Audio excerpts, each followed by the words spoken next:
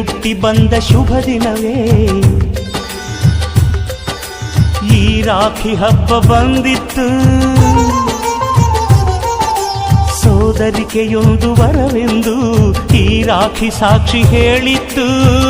ತಂಗಿಯು ಹುಟ್ಟಿದ ಕ್ಷಣ ಅಣ್ಣನ ಪದವಿ ಹುಟ್ಟಿತು.